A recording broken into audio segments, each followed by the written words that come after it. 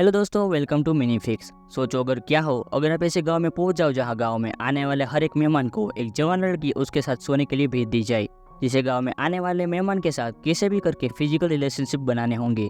Movie की सूरत होती है और हमें 1930 का समय दिखाया जाता है, जिस समय ब्रिटिश गवर्नमेंट ने एक लॉ पास किया होता है, जिसके तहत वो हर एक छोटे छोटे गाँवों में अपने ऑफिसर्स को भेजा करते थे ताकि वो वहाँ जाके उन लोगों को एजुकेट कर सके। और इसलिए जॉन नाम के एक ऑफिसर को मलेशिया भेजा जाता है, जहाँ हमें एक गांव दिखाया जाता है जो कि काफी पिछड़ा हुआ होता है, जहाँ जाने के लिए नाव का इस्तेमाल करना पड़ता है। अब जॉन यहाँ पहुंच जाता है, जिसे गांव का एक आदिवासी जिसका नाम बेलेंसई होता है, वो जॉन को रिसीव करने के लिए आता है, जिसे इंग्लिश भी आती है, जिससे कि वो जॉन को समझ सके और उसकी मदद कर सके। अब बेलेंसई जॉन को गाँव में ले जाता है, जहाँ जॉन हेनरी से मिलता है, जो कि वहाँ का गवर्नर होता है। अब हेनरी जॉन को अपनी कार में बिठाकर गाँव घुमाने लगता है और वह उसे गांव में चल रही सारी बातें बताता है। और बाद में वो जॉन से कहता है कि तुम तो यहाँ से भी ज्यादा अच्छी जगह काम कर सकते हो, तो फिर तुम यहाँ पर क्यों आए। तब जॉन उसे बताता है कि मेरे पिता हमेशा से यही चाहते थे कि मैं पिछड़े हुए लोगों की मदद करूँ और उन्हें दुनिया के तौर तरीके सिखाऊं, लेकिन युद्ध के दौरान मेरे पिता की मौत हो गई, फिर उनका ये सपना अधूरा रह गया, लेकिन मैं कैसे भी कर गया उनके सपने को पूरा करूंगा और इसलिए मैं इस गाँव में आया हूँ। अब वो दोनों गाँव के बीच एक घर में आ जाते हैं, जहाँ हेनरी जॉन से कहता है कि कल गाँव के सभी लोग तुमसे मिलने आएंगे और तब तुम उन्हें अपने प्लान्स बता सकते हो। अब दूसरे दिन ट्रैप्स के लोग जॉन से मिलने आते हैं, जहां जॉन ट्रैप के मुखिया से मिलता है, जिनका नाम मेलाका होता है। तभी वहां पर एक लड़की आती है जो कि जॉन को शराब देती है, जिस लड़की का नाम सेलिमा होता है। ये शराब चावल से बनी होती है, जिसे जॉन पीने से मना कर देता है और वो कहता है कि मैं ये सब नहीं पीता। लेकिन तब बेलेंसई उसे कहता है कि अगर आप इसे नहीं पियेंगे तो ये हमारी इंसल्ट होगी। तब जॉन मान जाता है और शराब पी लेता है। तभी वो सेलिमा की तरफ देखता है और उसकी सुंदरता देख वो उसे देखता ही रह जाता है। तभी सेलिमा गांव की दूसरी लड़कियों के साथ डांस करने लगती है, लेकिन अभी भी जॉन की नजर सिर्फ सेलिमा पे ही होती है और वो कहीं ना कहीं सेलिमा को पसंद करने लगा था। और दूसरे दिन जॉन हेनरी से मिलता है। तब हेनरी जॉन से कहता है कि यहीं पास में माइनिंग चल रही है, जहाँ के कुछ चाइनीज माइनर्स वहाँ के ट्रैप्स को परेशान कर रहे हैं और तुम्हें भी उनसे बच कर रहना होगा। इनकी बातें चल ही रही थी कि तभी वहाँ पर मेलाका आता है, जिसके साथ सेलिमा भी होती है। वहाँ आकर मेलाका जॉन को अपनी प्रथा के बारे में बताता है, जिसके मुताबिक जब भी वहाँ पर कोई मेहमान आता है तब ये लोग उन्हें एक लड़की देते हैं, जो कि उनके साथ रहकर उनके सारे काम करेगी और उनके साथ फिजिकल रिलेशनशिप भी बनाएगी। अब ये सुनने के बाद जॉन सोच में पड़ जाता है और उसे लगता है कि वो लोग सेलिमा पर दबाव बना रहे हैं, जिससे कि वो जॉन के साथ रहे। अब जॉन सेलिमा से बात करता है, लेकिन सेलिमा उसे कहते हैं कि मुझे इससे कोई दिक्कत नहीं है और तुम जब तक यहाँ पर रहोगे तब तक मैं तुम्हारे साथ ही रहूंगी। अब हेनरी जॉन को इस प्रथा के बारे में समझाने लगता है, जिसे स्लीपिंग डिक्शनरी कहते हैं।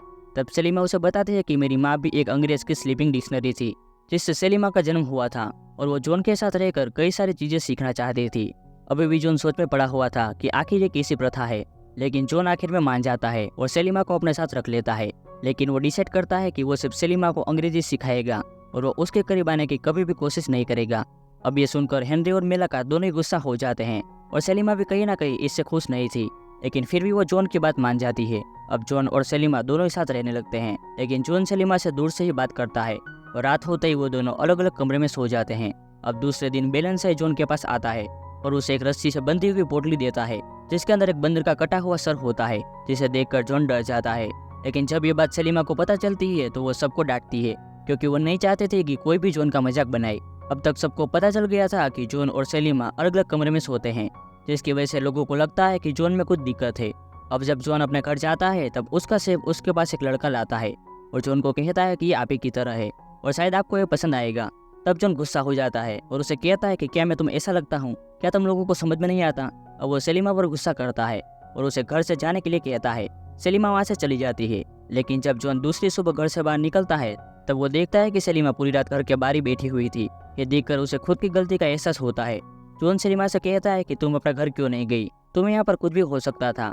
तब सेफ उसे कहता है कि सेलिमा अपने घर नहीं जा सकती, अगर वो अपने घर गई तो सब उस पर गुस्सा करेंगे और उनको लगेगा कि सेलिमा आपको खुश नहीं कर पाई, इसलिए जब तक आप यहाँ पर है तब तक सेलिमा यहीं पर रहेगी, वो कहीं पर भी नहीं जा सकती। अब जॉन पिघल जाता है और सेलिमा को कहता है कि तुम मेरे साथ घर में रह सकती हो। वो उसे अपने दिल की बातें बताता है और कहता है कि हम फिर से नई शुरुआत कर सकते हैं। अब सेलिमा घर के अंदर चली जाती है, वो दोनों फिर से साथ पे रहने लगते हैं, लेकिन अभी भी वो दोनों अलग अलग कमरे में सोते हैं। अब जॉन दूसरे दिन हेनरी की पत्नी से मिलता है, जो उसे बताती है कि तुम्हारे बारे में कई सारी बातें फैल रही है कि तुम में कोई दिक्कत है और तुम्हारी वजह से गांव के सभी लोग बेचारी सेलिमा पर भी गुस्सा कर रहे हैं, तुम्हें इस बारे में कुछ सोचना चाहिए। लेकिन जॉन इस बारे में कुछ भी नहीं सोचता और वो घर वापस आ जाता है। लेकिन जैसे जैसे समय बीतता है वैसे वैसे वो सेलिमा के करीब जाने लगता है। फिर जब एक रात ये लोग सो रहे होते हैं तब सेलिमा जॉन से पूछती है कि क्या पहले भी तुम्हारी कोई गर्लफ्रेंड थी जिसके साथ तुमने कभी कुश्ती की हो। तब जॉन कहता है कि नहीं, मैंने ऐसा कभी भी नहीं किया है, ये मेरे रूल्स के खिलाफ है। तब सेलिमा उसे कहती है कि कोई बात नहीं, तुम मुझसे ट्रेनिंग ले सकते हो, मैं तुम्हें हर रोज सिखाऊंगी ताकि तुम अपने फ्यूचर वाइफ के लिए तैयार रहो। अब ये बातें ऐसे ही चलती रहती है लेकिन यहाँ पर कुछ भी नहीं होता। अब दूसरे दिन जॉन और सेलिमा बच्चों के साथ खेल रहे होते हैं। तभी वहाँ पर बेलेंसाई अपने साथियों के साथ आता है और जॉन से कहता है कि पश्चिमी सभ्यता में कुछ भी नहीं रखा है, वो हमें कुछ भी नहीं सिखा सकते, वो तो बेकार है क्योंकि उनसे ज्यादा तो हम मजबूत है। तब जॉन बेलेंसाई से कहता है कि क्या तुम मुझसे चैलेंज लगाना चाहोगी कि पानी में ज्यादा समय तक कौन रह सकता है। तब बेलेंसाई चैलेंज को एक्सेप्ट कर लेता है और ये दोनों पानी के अंदर कूद जाते हैं।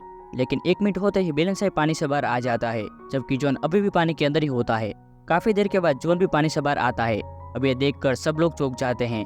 अब बाहर आकर जॉन बेलेंसाई को बताता है कि वो किस तरह ज्यादा देर तक पानी के अंदर रहा, जिसकी वजह और कुछ नहीं बल्कि ऑक्सीजन मास्क था, जिसके बारे में इन लोगों को कुछ भी पता नहीं था। और जॉन भी यही चाहता था कि उन सभी लोगों को सारी चीजों का पता चले जिसकी वजह से इनका जीवन और ज्यादा इजी बन जाए। अब ये देखकर गांव के सभी लोगों की नजरों में जॉन के लिए और भी ज्यादा रिस्पेक्ट बढ़ जाती है। अब रात को जॉन सेलिमा को इंग्लिश वर्ड सिखा रहा होता है, तभी वो लिप्स का मतलब समझाता है और ये दोनों पहली बार पास आते हैं और किस करते हैं। अब किस के बाद ये लोग कार्यक्रम शुरू करते हैं और शुरू हो जाते हैं। अब ये लोग हर रात साथ ही सोते हैं और कार्यक्रम शुरू करते हैं। अब दूसरे दिन हेनरी जॉन को अपने घर डिनर के लिए बुलाता है जहाँ पर जॉन की मुलाकात सिसिल से होती है। सिसिल को जब स्लीपिंग डिक्शनरी के बारे में पता चलता है तब वो भी उसका मजाक उड़ाती है और कहती है कि ये सिर्फ जानवरों वाला रूल है। लेकिन सिसिल भी इन आदिवासियों की लैंग्वेज सीखना चाहती थी, इसलिए वो दूसरे दिन जॉन के साथ आती है। इसी बीच वो बार बार जॉन के पास आती है। ये सब देखकर सेलिमा को काफी गुस्सा आता है क्योंकि वो नहीं चाहती थी कि जॉन के करीब कोई भी औरत आए। तभी सिसिल जॉन के साथ फोटो खींचने के लिए कहती है। अब ये देखकर सेलिमा जॉन को उसकी भाषा में कहती है कि उस लड़की को कहो कि वो तुमसे दूर रहे, लेकिन जॉन इन सभी बातों पर ध्यान नहीं देता। तभी इनको लाशें तैरती हुई मिलती है जिसे देखकर हेनरी भड़क जाता है। वो जॉन को कहता है कि ये सब वही चाइनीज मैनर्स कर रहे हैं। तब जॉन हेनरी से कहता है कि मैं वहाँ जाकर देखता हूँ कि वहाँ पर क्या हो रहा है। तभी वहाँ पर हेनरी की पत्नी आती है। वो जॉन से कहती है कि सिसिल तुम्हें पसंद करने लगी है और अगर तुम उससे शादी कर लोगे तो हम यहाँ पर तुम्हारे लिए एक स्कूल खोल देंगे जहाँ पर तुम सब बच्चों को पढ़ा सकते हो। सिसिल हेनरी की बेटी होती है और सिसिल की माँ का नाम एक ही होता है। फिर जॉन घर चला जाता है जहाँ पर सेलिमा काफी गुस्से में बैठी होती है। तब जॉन सेलिमा से माफी मांगता है और कहता है कि मैं माफी चाहता हूँ क्योंकि मैंने सिसिल को नहीं रोका। तब सेलिमा जॉन से कहती है कि तुम सब मर्द एक जैसे होते हो, मैंने तुम्हारे लिए क्या कुछ नहीं किया, अंग्रेजी सीखी, काम किया, लेकिन फिर भी तुम्हारे लिए मैं काफी नहीं पढ़ रही, छोड़ो, मुझे तो तुमसे कोई बात ही नहीं करनी। अब ये जॉन को बुरा लग जाता है और वो वहाँ से चला जाता है। अब दूसरे दिन जॉन गाँव के लोगों के साथ पहाड़ी पर जाने लगता है जिससे वो पता लगा पाए कि वहाँ पर क्या चल रहा है। अब ये लोग वहाँ पर पहुंचते हैं तब ये देखते हैं कि वहाँ पर एक छोटा सा गाँव होता है जहाँ पर बीमारी फैली हुई है और वहाँ के सभी लोग बीमारी से मर रहे हैं। तभी एक आदमी जॉन पर हमला करता है लेकिन जॉन उससे बच जाता है। लेकिन जॉन और बेलेंसाई उस आदमी का पीछा करते हैं और वहाँ तक पहुँच जाते हैं जहाँ पर कई सारे चाइनीज और यूरोपियन माइनिंग करके चांदी को निकाल रहे होते हैं। दरअसल यहाँ जमीन के नीचे कई सारा चांदी दबा होता है। अब ये लोग वापस उस छोटे गांव में जाते हैं। वहाँ पर वो जाकर देखते हैं कि सेलिमा बीमार पड़ गई है, लेकिन तब भी उन पर वहाँ के आदिवासी हमला कर देते हैं।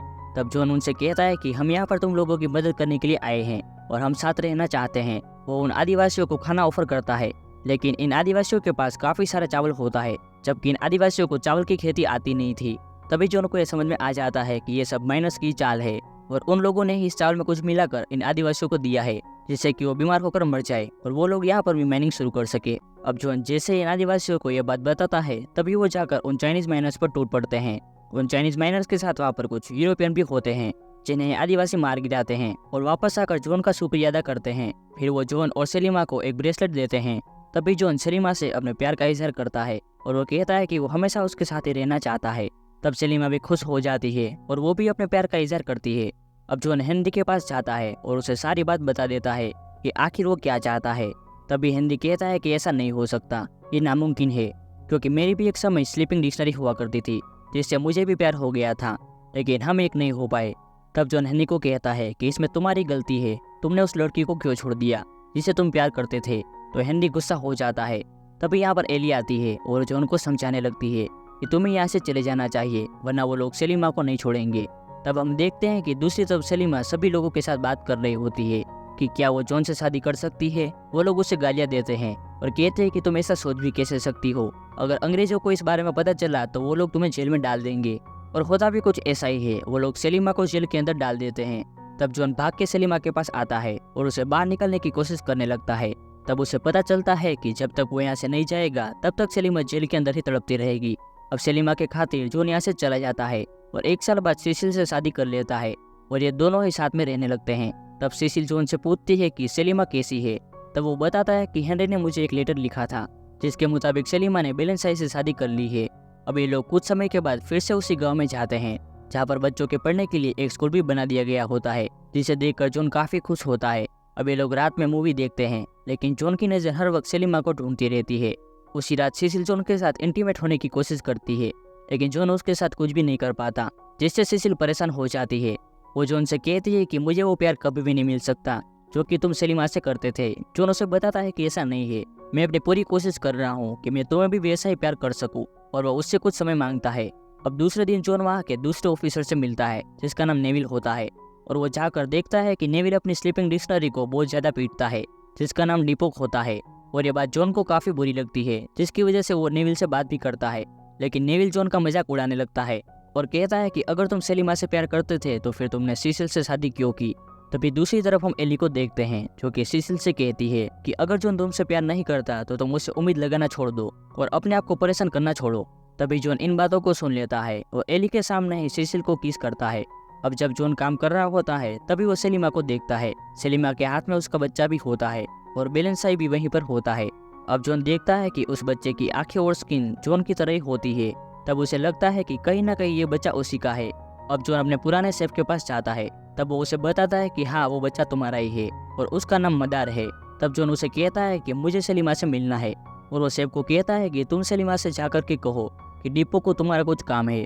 अब सेलिमा जैसे ही वहाँ पर आती है तभी जॉन उसके सामने आ जाता है। सेलिमा उसे देखते ही भागने लगती है, लेकिन जॉन उसे रोकता है और अपने बच्चे को पहली बार देखता है। तब सेलिमा उसे कहती है कि इस बच्चे के बारे में ज्यादा मत सोचो, ये बच्चा बेलेंसाई का है। लेकिन फिर भी जॉन उस बच्चे को अपने गोद में लेता है। अब दूसरे दिन जॉन बच्चे के लिए खिलौना बना रहा होता है, तभी वहाँ पर एली आती है जिसे लगता है कि सिसिल माँ बनने वाली है। लेकिन जॉन कहता है कि ऐसा नहीं है, लेकिन ये खिलौना मैं बच्चे के लिए बना रहा हूँ। और अगले दिन वो खिलौनों को लेकर जाता है जहाँ पर वो और सेलिमा दोनों बच्चे के साथ खेलते हैं। अब वो बार बार मिलने लगते हैं। उन्हें पता नहीं होता है कि नेविल उन दोनों पर नजर रखे हुए हैं। तभी बेलेंसाई भी इन्हें साथ में देख लेता है। अब रात में बेलेंसाई जॉन के पास जाता है और उसे जख्मी कर देता है। लेकिन जब ये बात हेनरी को पता चलती है तब वो कहता है कि अब बेलेंसाई को मरना पड़ेगा, और वो जॉन से भी कहता है कि तुम अब भी सेलिमा के पास क्यों जा रहे हो, तुम्हें उसे भूल जाना चाहिए, मैंने भी यही किया था। और वो जॉन को एक सीक्रेट बात बताता है कि सेलिमा मेरी बेटी है, लेकिन एक वक्त के बाद मैं इन सब बातों को भूल गया और तुम भी यही करो। अब अगले दिन ये लोग बेलेंसाई को मारने वाले होते हैं, लेकिन जॉन तब भी अपनी पूरी कोशिश करता है जिससे वो बेलेंसाई को बचा सके। लेकिन बेलेंसाई अपने गुनाहों को कबूल कर लेता है। तब जॉन आज के फैसले को पोस्टपोन कर देता है। अब रात को सेलिमा जॉन के पास आती है और उसे कहती है कि वो कैसे भी करके बेलेंसाई को बचा ले। तभी सिसिल दूर से इन दोनों को देख लेती है कि जॉन और सेलिमा दोनों ही मिल रहे हैं। फिर दूसरे दिन जॉन बेलेंसाई को मौत की सजा सुनाता है और ये देखते ही सेलिमा चौंक जाती है। अब रात को सेलिमा चाबी चुराने के लिए जाती है जिससे कि वो बेलेंसाई को छुड़ा सके, लेकिन वहाँ पर चाबी थी ही नहीं। तभी वो बेलेंसाई के सेल के पास जाती है जहाँ पर जॉन ने पहले ही बेलेंसाई को आजाद कर दिया था। वो बेलेंसाई को एक बंदूक देता है और कहता है कि तुम जंगल के रास्ते भाग जाओ। तब वो सेलिमा से कहता है कि मैं अब भी तुमसे प्यार करता हूँ और मैं चाहता हूँ कि हम दोनों अपने बच्चे के साथ यहाँ से बहुत दूर भाग जाए। और बाद में ये दोनों किस करते हैं। अब जॉन घर पर आता है जहाँ पर सिसिल उसे बताते है कि मैं माँ बनने वाली हूँ। तब जॉन फिर से परेशान हो जाता है क्योंकि वो सिसिल को भी धोखा नहीं देना चाहता था। अब दूसरे दिन जैसे ही लोगों को पता चलता है कि बेलेंसाई भाग चुका है, तब नेविल गाँव वालों को कहता है कि वो सेलिमा को अपनी स्लीपिंग डिक्शनरी बनाना चाहता है, और गाँव वाले मान भी जाते हैं। अब रात होते ही नेविल सेलिमा के साथ जबरदस्ती करने लगता है, जिसकी वजह से सेलिमा नेविल के सर पर वार करती है और सेफ उसे बेहोश कर देता है। तभी हम जॉन को देखते हैं जो कि अपना गुड बाय नोट लिख रहा होता है, और सिसिल इस नोट को देख लेती है, लेकिन वो कुछ भी नहीं कहती। वो चुपचाप उस नोट को अपने पास रख लेती है और जॉन को कहती है कि जब मैं छोटी थी तब से मैं अपनी माँ को देख रही हूँ। वो मेरे पिता के प्यार के लिए हमेशा ही तरसती रही, लेकिन उन्हें भी ये बात पता थी कि मेरे पिता किसी और को चाहते थे, इसलिए उन्होंने इस बात को एक्सेप्ट कर लिया और मैं भी यही करूंगी। तुम जाओ और सेलिमा के साथ खुश रहो। तभी हम सेलिमा को देखते हैं जो कि डॉक पर पहुंच चुकी है और जॉन का इंतजार कर रही है। लेकिन जॉन बहुत देर के बाद पहुंचता है। तब उसे पता चलता है कि सेलिमा नदी की तरफ जा चुकी है। तभी जॉन वहीं पर जाने लगता है, लेकिन जॉन के वहां पहुंचने से पहले ही हेनरी वहां पर पहुंच जाता है। वो उसे यहाँ पर रोकने के लिए आया था, लेकिन उसे सेलिमा पर दया आ जाती है और वो सेलिमा को एक गन देता है जिससे कि वो जंगली जानवरों से बच सके। तब सेलिमा हेनरी को बताती है कि मैं जानती हूँ कि आप ही मेरे पिता है, मेरे पास अभी भी वो किताब है जो बचपन में आपने मुझे दी थी। तब इस बात को सुनते ही हेनरी भावुक हो जाता है और वो वहाँ से चला जाता है। तभी नेविल एली को सब कुछ बताता है कि जॉन और सेलिमा दोनों ही गायब है और ये लोग उन्हें ढूंढने लगते हैं। लेकिन अब तक जॉन सेलिमा के साथ जंगल के बीचों बीच पहुंच चुका था। तभी यहाँ पर नेविल आ जाता है और कहता है कि मैं तुम्हारा इंतजार कर रहा था। फिर वो उन दोनों को हथकड़ी देता है और कहता है कि इन हथकड़ी को पहन लो। अब नेविल जॉन को बांध देता है और सेलिमा को छूने लगता है। ये देखकर जॉन नेविल पर हमला कर देता है और वो दोनों लड़ने लगते हैं, लेकिन नेविल जॉन पर भारी पड़ता है। वो जैसे जॉन को मारने वाला होता है तभी सेलिमा नेविल पर गोली चला देती है। वो गोली उसके हाथ पर लगती है, जिसके बाद नेविल सेलिमा पर गोली चलाने वाला होता है। लेकिन तभी वहाँ पर वही आदिवासी आ जाते हैं जिनकी जॉन ने पहले मदद की थी और वो नेविल को मार गिराते हैं। अब जॉन और सेलिमा इन्हीं आदिवासियों के साथ यहाँ पर रहने लगते हैं। तब इन्हें एक महिला बताती है कि वो लोग यहाँ पर नया गांव बसाने की कोशिश कर रहे हैं और वो चाहते हैं कि जॉन और सेलिमा अपने बच्चे के साथ यहीं पर रहे। जॉन उनकी बात मान लेता है और यहीं पर मूवी खत्म हो जाती है।